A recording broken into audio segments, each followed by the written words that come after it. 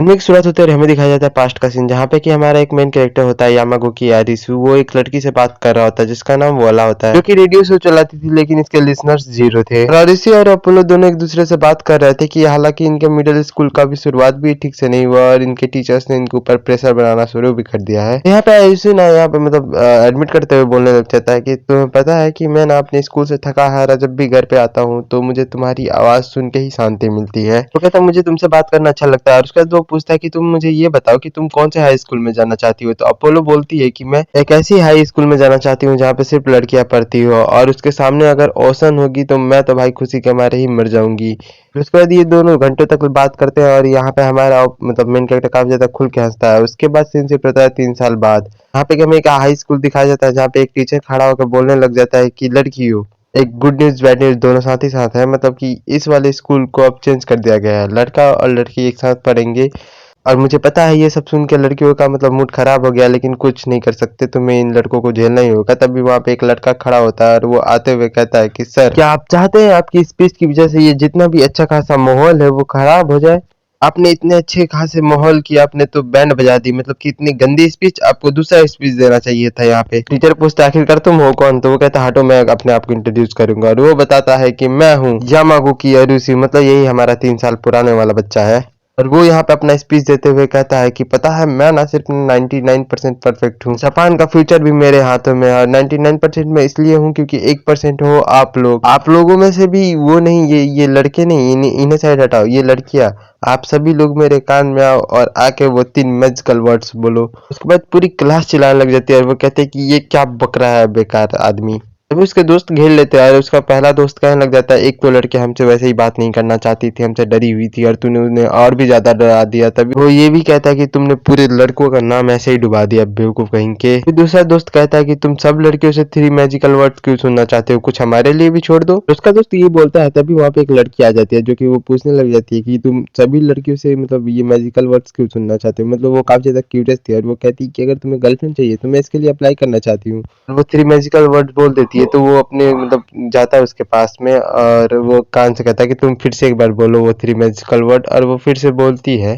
मतलब काफी ज्यादा घबरा गई होती है, वहां पे पूरे क्लास भी देख रही होती है ये सीन, लेकिन वो फिर से बोल देती है वो बात, लेकिन वो वहां से चुपचाप चल जाता है डिसअपॉइंट होकर और वो बाहर जाने लग जाता है। और उसके दोस्त कहने लगते हैं ये 2 साल से ऐसे ही कर रहा है, ये पगला चुका है। और ये बाहर जाके अपने नोटबुक में लिखता है इसकी आवाज में वो एज नहीं था, मतलब कि ये तो अपोलो बिल्कुल भी नहीं हो सकती। और तभी ना इसके मोबाइल में एक नोटिफिकेशन आता है जिससे इसे लगता है कि अपोलो ने स्ट्रीम स्टार्ट कर दिया होगा, लेकिन ये इसकी मॉम का मतलब वो मैसेज होता है जो कि बस वो अपना न्यू हेयर स्टाइल दिखाना चाहती है हमारे मेन कैरेक्टर को। तभी एडिस अपने मन में कहता है मैंने अपने आप से ही इतना ज्यादा उम्मीद क्यों लगा रखा है।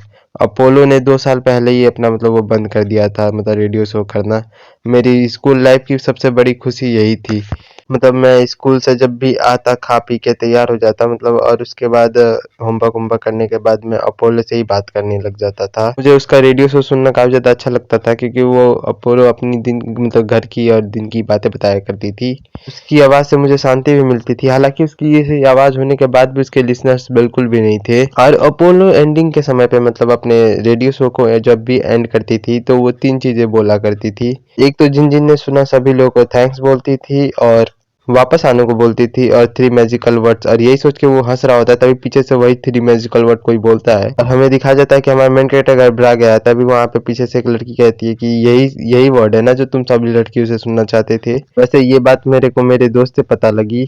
तो हमारा मेन कैरेक्टर कहता है कि आखिरकार तुम हो कौन, पहले ये बता। तो वो कहते हैं कि मैं नहीं बताने वाली और वो वहां से चल जाती, मतलब नहीं बताती है। उसके बाद कहती है कि तुम्हें भी क्लास में चल जाना चाहिए, नहीं तो टीचर अब नहीं घुसने देंगे तुम्हें क्लास में। हमारा मेन कैरेक्टर ना उसी लड़की के बारे में दिन भर सोचने लग जाता है कि वो लड़की का आवाज एकदम अपोलो जैसा था और वो सोच रहा था कि वही अपोलो थी, लेकिन ये नहीं होना चाहिए। तभी वहां से कोई आवाज आती है जो कि सुन के ये एकदम से मतलब शौक हो जाता है क्योंकि ये आवाज थी रेडियो से, जो कि रेडियो से आवाज आ रही थी वो एकदम अपोलो की आवाज जैसी थी। हमारा मेन कैरेक्टर एकदम से वो शॉक्ड हो जाता है कि एक सेकेंड, ये तो अपोलो जैसी आवाज है और ये वही लड़की है, आई थिंक सो। तो ये भागते भागते मतलब ब्रॉडकास्ट वाले रूम तक मतलब भागते हुए जाने लग जाता है और वो वहां तक पहुंच जाता है और वो उसके बाद वो सोचने लग जाता है कि मैंने ये स्कूल इसीलिए ज्वाइन किया था कि मैं अपोलो से मिल पाऊं। और उसने ना अपने चैनल से पुरानी सारी लाइव स्ट्रीम भी डिलीट कर दी है। तो मैंने 2 साल से उसकी आवाज ठीक से सुनी नहीं, लेकिन मुझे पूरा ही विश्वास है कि यही है उसकी आवाज।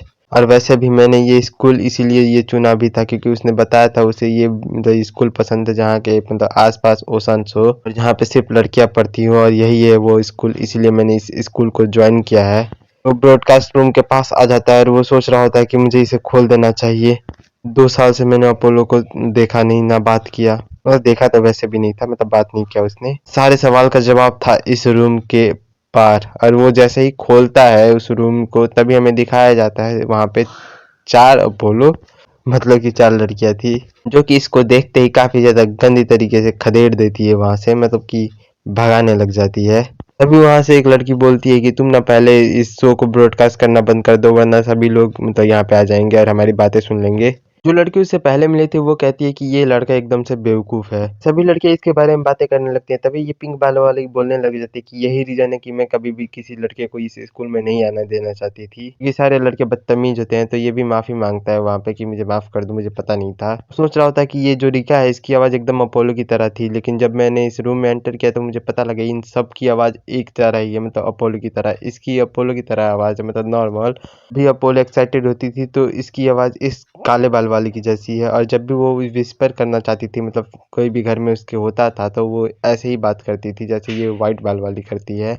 और ये जो पिंक बाल वाली लड़की है इसकी आवाज भी अपोलो से ही मैच करती है, लेकिन जब वो गुस्सा होती थी तब की आवाज ऐसी ही होती थी। इनमें से पता लगाना कि कौन असली अपोलो है ये काफी ज्यादा मुश्किल है, और वैसे भी 3 साल हो चुके हैं कि मैंने आज तक अपोलो की आवाज सुनी नहीं है, तो यहाँ पे वो काफी ज्यादा मैच्योर भी हो गई होगी। तो इन चारों में से पता लगाना कि अपोलो असली वाली कौन है मुझे बिल्कुल भी नहीं समझ में आ रहा, मैं क्या करूं। वहाँ पे एक लड़की बोलती है शायद तुम्हारा सपना भी यही होगा, अपनी आवाज को काफी आगे तक लेके जाना। तो वो कहता है नहीं, बिल्कुल भी नहीं, क्योंकि मेरे पास मेरी फैमिली बिजनेस है, मैं वही संभालना चाहता हूँ। तभी पिंक बाल वाली कहती है तो फिर तुम यहाँ पे क्यों मर रहे हो आके। तो व्हाइट बाल वाली पीछे से समझाने लग जाती है कि हमारा सपना यही है कि हम लोग अपने वॉइस से कोई भी काम करें फ्यूचर में जा करके, और इसीलिए हमने इस ब्रॉडकास्ट क्लब को ज्वाइन किया है कि हम अपनी वॉइस को आगे बढ़ा सके। उसके बाद ये तीनों एक एक करके अपने आप को इंट्रोड्यूस करवाते हैं। तो पहले ब्लैक बाल वाली लड़की, इसका नाम है उजुकी शिनोबू। ये कहती है मेरा एक सपना है जो कि मैं चाहती हूँ कि मैं एंकर बनूं। उसके बाद ये आती है व्हाइट बाल वाली, बताते हुए कहती है कि मेरा नाम है किरिनो इको। कहते हैं कि मेरा एक सपना है कि मैं वीट्यूबर बनूं, मतलब कोई वॉइस से रिलेटेड। उसके बाद पिंक बाल वाली बताती है कि मेरा नाम है हिनिकावा नेनी और मैं चाहती हूँ वॉइस एक्टर बनने का, क्योंकि मेरे को एनिमे में डब करना है। तो यहाँ पे ब्राउन बाल वाली लड़की बताती है कि मेरा नाम है इनोहाना रिका। वो बताती है कि मेरा सपना है कि मैं एक आइडल बनूं, मतलब कि सिंगर। और इसकी ये बातें काफी ज्यादा दिल पे हट करती है हमारे बंदे को, मतलब याद दिला देती है एक पीछे वाली बात को, मतलब मेमोरी अनलॉक्ड। क्योंकि अपोलो भी पीछे मतलब पहले बहुत ज्यादा कहा करती थी कि उसे अपने वॉइस को लेकर ही कुछ काम करना है, जैसे कि इन तीनों का सपना है। और ये जानने के बाद हमारा मेन कैरेक्टर काफी ज्यादा शॉक्ड था। तभी ब्लैक बालो वाली कहती कि तुम्हें इंट्रोड्यूस करने का कोई जरूरत नहीं है, क्योंकि तुम्हारे बारे में तो पूरा स्कूल बात कर रहा है अभी तक। तो तुमने अपने क्लास में क्या बोला था कि तुम सभी लड़कियां मेरी जो हीमा बन जाओ। तो वो कहता है कि मैंने ये नहीं बोला था, मैंने 3 मैजिकल वर्ड से बोला था। तभी वहां पे वो लड़की आती है पिंक बाल वाली, वो कहती है कि तुम कितने ज्यादा क्रीप आदमी हो और सभी लड़कियों से ऐसे कौन पहली बारी बात करता है। वो कहता है कि मैं ये सब जानबूझ कर नहीं कर रहा, मैं किसी को खोज रहा हूँ, यहाँ पे मैं किसी की आवाज फाइंड कर रहा हूँ। तभी वहां पे वो लड़की आती है व्हाइट बाल वाले, वो कहते हैं कि क्या तुम मुझे खोज रहे हो। वो वीट्यूबर के कपड़ों में होती है। वीट्यूबर वो होते हैं जो कि मतलब यूट्यूब पे लाइव स्ट्रीम करते हैं एनिमे कैरेक्टर बन करके, वीट्यूबर कहते हैं मतलब इनकी भाषा में। तभी वो ब्राउन बाल वाली कहती है सच ये मुझसे मिलने आया था। तभी वो कहता है हाँ मैं तुमसे ही मिलने आया था, लेकिन यहाँ पे आने के बाद मैं काफी ज्यादा कंफ्यूज हो गया हूँ कि मैं तुम्हें खोज रहा हूँ या फिर इन चारों को, क्योंकि तुम चारों का साउंड एक ही तरह है। मैं जिसको खोजना चाहता हूँ उसकी ही तरह तुम्हारी साउंड है। अब मैं ज्यादा बातों को घुमाऊंगा नहीं, तुम सीधा के सीधा बोल दो कि तुम लोगों में से अपोलो कौन है और अपना हाथ खड़ा कर दो। तो वहां से वो कहने लग जाती है अपोलो ये कोई चॉकलेट है क्या। तो वो लड़की कहती है कि तुम यहाँ पे सच में चॉकलेट के बारे में बात करने के लिए आए हो। और तभी उसे याद आता है कि अपोलो कभी भी वो अपना फेस रिवील नहीं करना चाहती थी, मतलब कभी भी अपना रियल चेहरा किसी को नहीं दिखाना चाहती थी। इसे भी नहीं पता कि वो रियल लाइफ में कैसे दिखती है। और उसके बाद वो यहाँ पे कहता है कि मुझे ये सवाल इन तीनों में से पूछना ही नहीं चाहिए था किसी से। उसके बाद वो सोचने लग जाता था कि ये वो क्या करे, और उसके बाद वो सोचता है चलो मैं निकलता हूँ। तभी वहाँ पे लड़कियां कहने लग जाती है कि तुम यहाँ पे वापस कभी मत आना जब तक तुम हमारे क्लब के मेंबर नहीं हो, क्योंकि यहाँ पे सिर्फ क्लब के मेंबर्स को ही एंट्री मिलती है। तो वो सोचने लग जाता है मैं अगर यहाँ से चला गया तो अपोलो से मिलने का वो जो सपना है सपना ही रह जाएगा। उसके बाद वो कहता है कि मैं नहीं जाऊँगा, ठीक है फिर मैं तुम लोग के क्लब को ज्वाइन करना चाहता हूँ। मेरी आवाज़ आखिरकार अच्छी नहीं है लेकिन कोई ना, मेरे को टेक्निकल नॉलेज तो है। ये जो तुम लोग की रिकॉर्डिंग की सामान है ये काफ़ी ज़्यादा आउटडेटेड है, इसीलिए तुम लोग टेंशन मत लो, मैं पैसों के जुगाड़ कर लूँगा। तो वो लड़कियाँ ही बात करने लग जाती है, हाँ ये बात तो ये सही कह रहा है। और उसके बाद ये लोग बात करने लग जाते हैं कि हमें कोई ऐसा बंदा चाहिए जो कि टेक्निकल्स के बारे में सब कुछ संभाल ले और पैसे भी दे दे। तो यहाँ पे रिका जो होती है वो तो पहले ही मान जाती है बाल वाली, मतलब कि नैने हैरान थी कि मैं सच में इसे आने दूँ। रिका इसे समझाती है कि ये एक लड़का है तो ये बाहर का भी कोई काम कर सकता है, जैसे कि सामान शिफ्ट कराना, कुली बनाना और ऐसे ही कुछ कुत्ते की तरह हरकतें कराना। और वैसे भी मैं सच बताऊं तो मुझे इसकी वॉइस भी काफी ज्यादा पसंद ही है। तो वो कहता है कि तुम टेंशन मत लो, मैं इस ग्रुप को लीड करूंगा और मैं इस ग्रुप को नई नई बुलंदियों को छूने में मदद करूंगा। तो यहाँ पे वो लड़की कहती है कि तुम्हें लीडर किसने बनाया, हमारे लीडर यहाँ पे रिका है। तो यहाँ पे व्हाइट बाल वाली कहते चलो कुछ तो फायदा हुआ क्योंकि हमें नया नया सामान मिल गया, हमें एक कुली भी मिल गया, लेकिन हाँ ये सब फायदा हमें हुआ, इसको क्या मिल रहा है। और उसके बाद वो कहने लग जाती है कि आखिरकार हम इसे दे क्या सकते हैं। तभी वो सारी एक साथ मतलब जुट होती है और उसके बाद वो सोचती है कि क्या यही ठीक रहेगा, हम इसे वो दे दे। और वो लोग कुछ और भी खुशपुसा रहे होते हैं लेकिन वो कुछ भी पता नहीं लग रहा होता है क्या खुशपुसा रहे हैं। उसके बाद वो तीनों चौंक जाते हैं और वो कहते हैं क्या सच में हमें ये चीज उसे दे देनी चाहिए। तभी वो एक लड़की कहती है कि उसे शायद पसंद ना है। तभी एक रिका कहती है कि उसे वो जरूर पसंद आएगा क्योंकि उसी चीज की वजह से तो इसने पूरे स्कूल के सामने अपना नाम बदनाम कर लिया। वो तीनों कहते हैं कि तुम पीछे मुड़ जाओ और वो जैसे ही पीछे मुड़ता है ये तीनों के तीनों उसके पास आकर के 3 मैजिकल वर्ड मतलब कि आई लव यू बोल देती हैं। वो काफी ज्यादा घबरा जाता है। तभी वो लड़कियां कहती है कि तुम्हें यही चाहिए था ना कि तुम सब लड़कियों के मुंह से ये सब सुन सको। वो भी सोच में पड़ जाता है उसे क्या बोलना है। तो वो कहने लग जाता है कि लंच खत्म हो चुका है तो मुझे यहाँ से जाना होगा, चलो बाय। भाग भुसड़ गए, बाहर खड़ा हो गया होता है वो साइड में दुबक के सोच रहा होता है कि मैंने वो हर बार वो सब कोई को आई लव यू लास्ट में बोला करती थी और मैंने भी एक बार बचपन में उसको अपनी फीलिंग शेयर कर दी थी, आई लव यू बोल दिया था। पर ये इतना ज़्यादा सोच रहा था और ये इतना ज़्यादा इसलिए सोच रहा था क्योंकि इसको चाहिए था। ये सोच रहा था क्या होगा अगर अपोलो के पास अभी भी वो रिकॉर्डिंग पड़ी होगी, अगर वो होगी तो वो तो बहुत ज़्यादा ही बदनाम हो जाएगा। और अब वो सब चारों के सामने बैठा होता है क्योंकि उन्होंने एक पार्टी अरेंज की होती है उसके नए आगमन पे, मतलब आने पे, उस खुशी में ये सब। और वो सब पहले इसको क्लियर कर देते हैं कि तू अगर यहाँ पे ज्वाइन हो रहा है बड़वे तो तुझे यहाँ पे काम करना होगा। और वो ये सोच के खुश हो जाता है कि अच्छी बात है, अगर मैं इनके साथ काम करता रहूँगा तो मुझे इस लड़की को अपोलो को ढूंढने में बहुत आसानी होगी।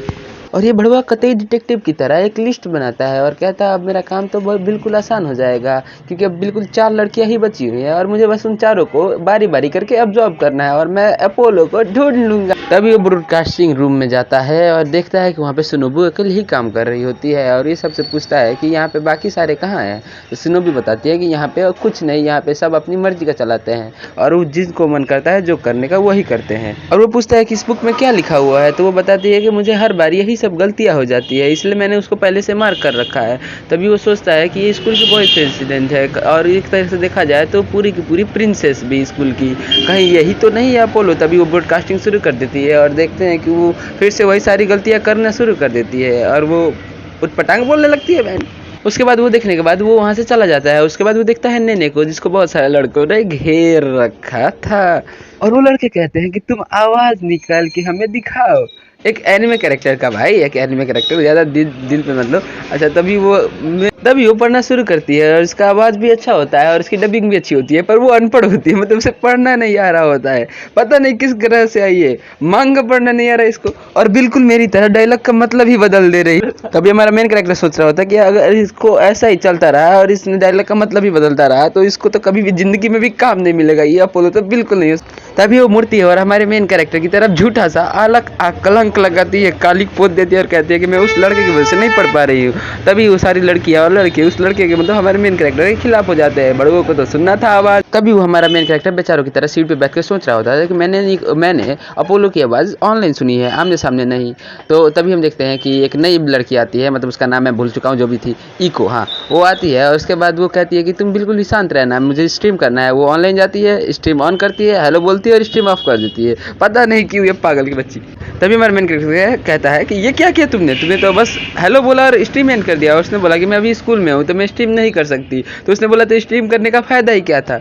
तभी ये सबको ऑब्जर्व करने के बाद कहता है कि कोई भी अपने सपने को लेके सीरियस ही नहीं है। ये इनको किसी को क्या बनना है, किसी को डायलॉग देना नहीं आता, किसी को यूट्यूबर बनना है, पर यूट्यूब पर वो सीरियस है ही नहीं। पता नहीं क्यों, देखो मैं कितना सीरियस हूँ, सीरियसनेस के कारण ही तो मैं बैठा हुआ हूँ यहाँ। और उसके बाद वो कहता है कि ये बहुत शर्म की बात होगी अगर इन चारों में से कोई भी एक अपोलो हो, क्योंकि मैं नहीं चाहता अपोलो का सपना बर्बाद हो। तभी सारी लड़कियां अलग अलग अपनी अपनी जगह पे बैठी होती है, तभी उनको क्या बोलते हैं उसको, ऑडियो रूम से झगड़ा करने की आवाज़ आती है। तभी वो सारी दौड़ की जाती है और उसमें देखते हैं कि सिन्नू भी पहले से बैठी होती है और हमारा मेन कैरेक्टर होता है और वो कहता है अगर ऐसे ही चलता रहा तो तुम लोग कभी भी अपनी ज़िंदगी में अपनी कामयाबियों को हासिल नहीं कर पाओगे, और पूरी मोटिवेशनल स्पीकर वाली वाइब देते हुए। और उसके बाद हमारा मेन कैरेक्टर कहता है कि मैं किसी भी तरह से तुम लोगों में से अपोलो को ढूंढ ही लूँगा। और उसके बाद ये सारे के सारे लोग मोटिवेट हो जाते हैं और इसको लात मार के निकाल देते हैं रूम में से। और उसके बाद हमें अचानक से देखते हैं कि हमारे मेन कैरेक्टर के फ़ोन में एक फ़ोन आता है और वहाँ से फ़ोन में जवाब आता है कि मुझे माफ़ करना कि मैं अब इन चारों में से कौन हूँ मैं, ये मैं नहीं बता सकती, पर मैं हमेशा कहा करती थी कि मुझे बहुत सारे ऑडियंस चाहिए, पर मुझे बहुत अच्छा लगता है कि कम से कम एक ऑडियंस तो था मुझे सुनने के लिए, तुम तो थे मुझे सुनने के लिए, पर मैं तुम्हें अभी नहीं बता सकती। और कहती है मुझे माफ़ करना, पर मैं अभी तो बिल्कुल नहीं बता सकती, उसके लिए तुम अपना सर क्यों ना रगड़ लो ज़मीन पे। पर मैं हमेशा बोला करती थी कि मुझे और ज़्यादा देखने और सुनने वाले लोग चाहिए, पर मैं बहुत ज़्यादा खुश थी कि कम से कम तुम तो मुझे सुन रहे हो और एक बंदा तो है जो मुझे सुनता है। और जब भी मैं आई लव यू बोलती थी तो वो मैं अपने दिल से बोलती थी। खैर मैं तुम्हें बता तो नहीं सकती, पर तुम मुझे ढूंढने की पूरी कोशिश करो, यही कहती है वो पागल की बच्ची। साली जब बता नहीं रही तो क्यों दिमाग चाट रही है। पर हमारे मेन कैरेक्टर को जब शक था, लेकिन अब पूरी तरह से यकीन हो सकता है कि उन चारों में से ही कोई अपोलो है।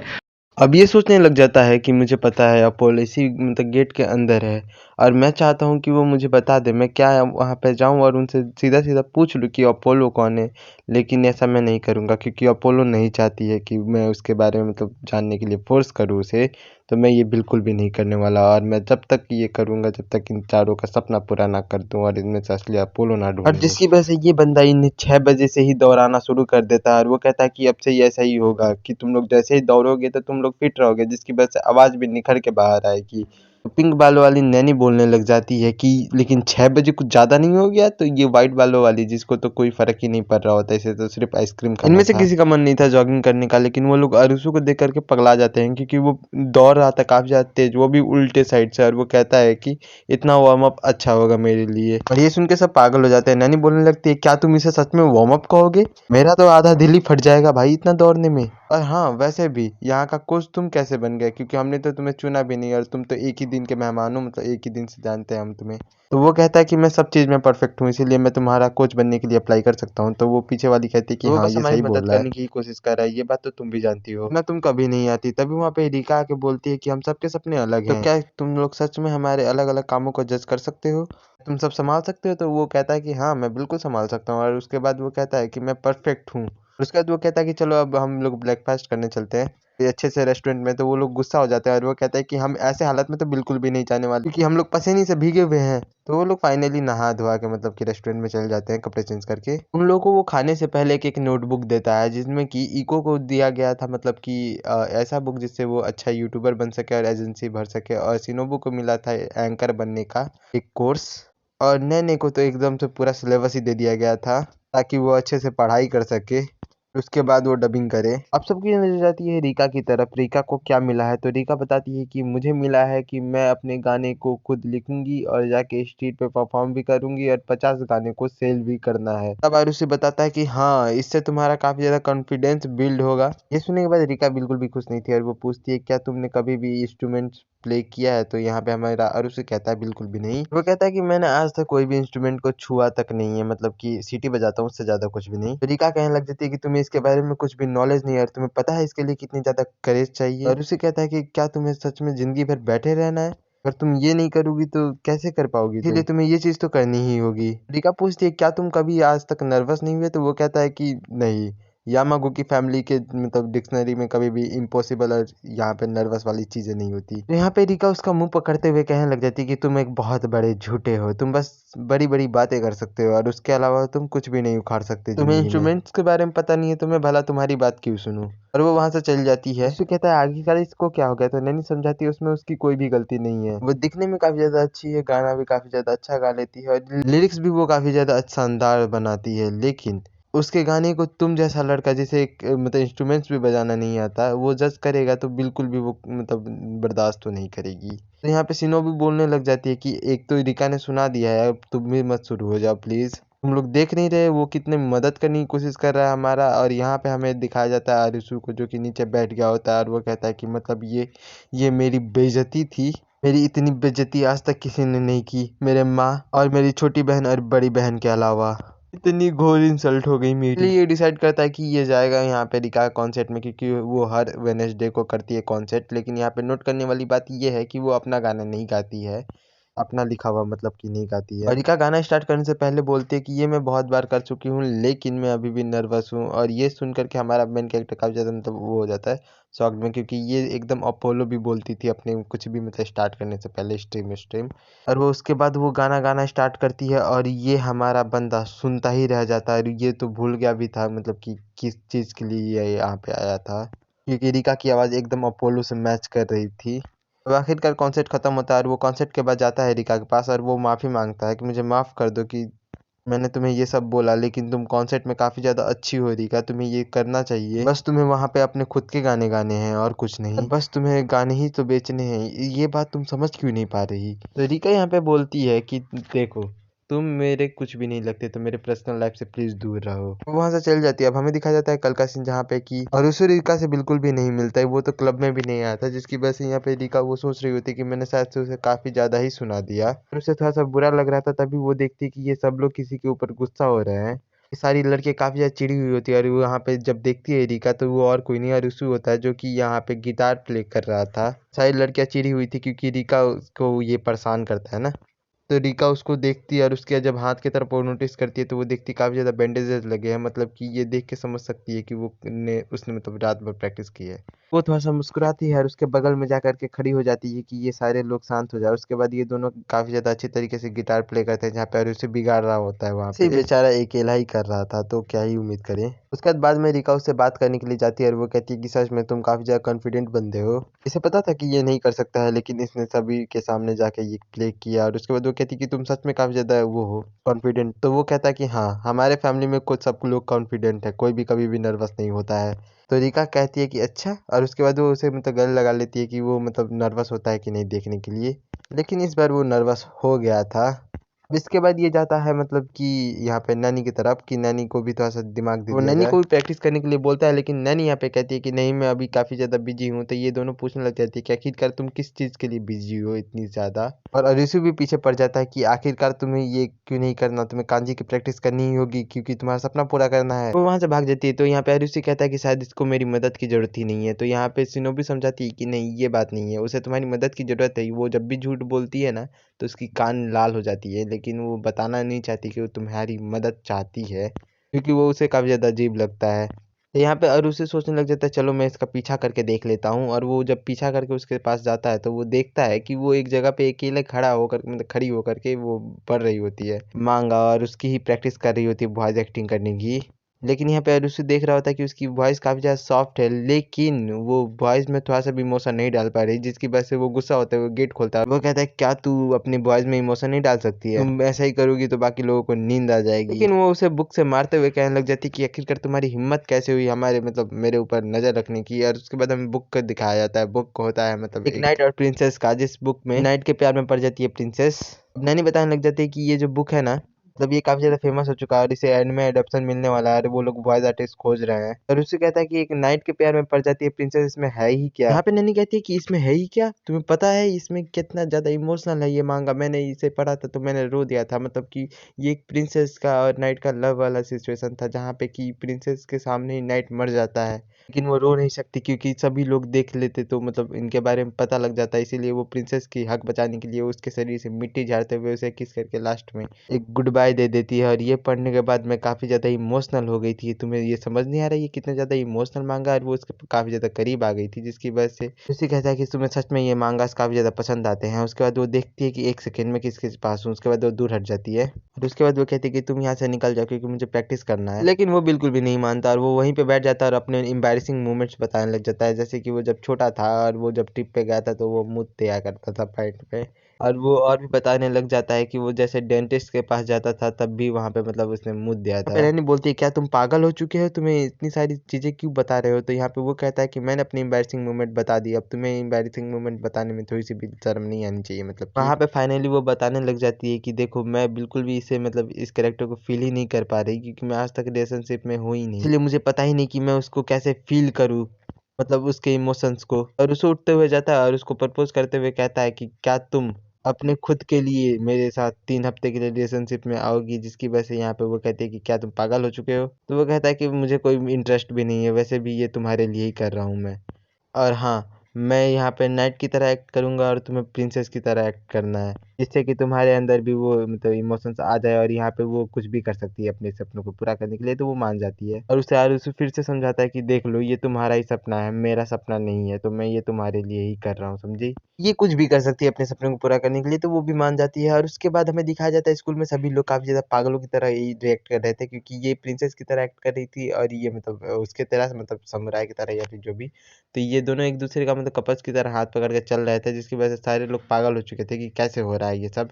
जैसे कि मांगा में हो रहा था वैसे ये पूरी अपनी ज़िंदगी मांगा की तरह व्यतीत करते हैं। जैसे कि वो गिर जाती है तो वो पकड़ लेता है नाइट, वैसा करके वो सारा का सारा एक्टिंग कर रहे थे ये लोग, कि जो इमोशन है वो इमोशन इसके अंदर आ सके। क्या नैनी यहाँ पे सोचने लग जाती है कि मांगा में जो जो हुई थी ये सारी चीज़ें ये कर रहा है, मतलब वो भी करना पड़ेगा जो इसने सबसे लास्ट में किया था।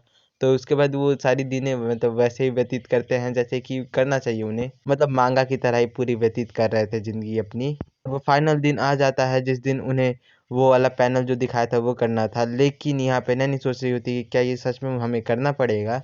वो कहती है लेकिन कोई ना, ये तो करना ही पड़ेगा क्योंकि हमने ये सारी चीज़ें की है तो लास्ट में हम पीछे नहीं हट सकते। उसके बाद वो एकदम से तैयार हो गई होती है, वो जा रही होती है वहाँ पे, तभी हमारा मेन कैरेक्टर उसे मना कर देता है और वो कहता है कि तुम ऐसा मत करो, तुम इसे उसके साथ करना जो तुम्हारे लिए सच में खास है, जिसे तुम सच में पसंद करती हो, मेरे साथ नहीं। और ये सुनने के बाद नैनी यहाँ पे एकदम शॉक्ड हो जाती है और वो सोचने लग जाती है कि सच में ये मना कर रहा है सामने से। और वो इस वक्त एकदम से हैरान थी और वो उसे समझ ही नहीं आ रहा था वो कैसा रिएक्ट करे, मतलब गुस्से में जाए या फिर सैड हो जाए या फिर क्या करे। और उसके बाद वो कहती है कि तुम इस दिन को काफ़ी ज़्यादा रिग्रेट करने वाले हो अपने आगे जाके लाइफ में। और उसके बाद वो ऑडिशन देने चल जाती है और वो जब ऑडिशन दे के आती है तो हमें पता लगता है कि वो फेल हो चुकी है। इसकी वजह से हरीशु तो वहाँ पे बेहोश हो जाता है और वो कहता है कि हमने इतनी सारी मेहनतें की लेकिन फिर भी तुम हार गई, मतलब कैसे तुम कैसे मतलब ये कर सकती हो, मतलब तुम सिलेक्ट कैसे नहीं हुई? तो वो कहती है कि इसमें तुम्हारी या फिर मेरी कोई भी गलती नहीं है। दरअसल इस मांगा का ऑथर ने मतलब पहले से ही अपने लिए चुन रखा था अपने फेवरेट्स को। तो यहाँ पे हमें दिखाया जाता है कि वो नाइट की तरह एकदम से सो गया होता है जमीन पे, जिस नाइट ने पूरी उम्मीद ही खो दी है जैसे कि मांगा में था। और नैन सोचने लग जाती है कि ये तो एकदम एंडिंग के सीन की तरह है, तो मुझे भी अपना रोल निभाना चाहिए जैसे कि प्रिंसेस ने निभाया था, और उसके हेलमेट पे जाके किस करना चाहिए, जो कि वो करती है, जिसकी वजह से वो सोचती है कि किसी को पता नहीं लगेगा। लेकिन एरिस उसका हाथ पकड़ते हुए कहता है कि तुमने सच में हमें मतलब ये किया मेरे साथ, तुम्हें सच में तो मुझसे प्यार नहीं हो गया बे? मांगा मैंने भी पढ़ रखा है और ये एकदम एंडिंग की सीन की तरह था। ये सुनने के बाद वो थोड़ा सा गुस्सा भी थी और उसका गाल लाल था, जिसकी वजह से वो कहने लग जाती है कि तुम अपने आप को समझते क्या हो, और धोबी पछाड़ देती है उसको। वो कहते हैं कि मैं तुमसे काफी ज्यादा नफरत करती हूँ, कह के वहां से चली जाती है। और बाकी तीनों लड़कियां भी बाहर ही देख रहे होते हैं ये सब। तो इसी को दिखा जाता है जो कि कहता है कि मुझे सच में पता नहीं था कि वो मुझसे इतना ज्यादा हेट करते हैं। तो यहाँ पे सिनोबी बोलती है कि नहीं, उसने झूठ बोला। क्या मैंने तुम्हें बताया नहीं था कि वो जब भी झूठ बोलती है उसका कान रेड हो जाता है, जो कि हो गया था, उसका कान रेड था।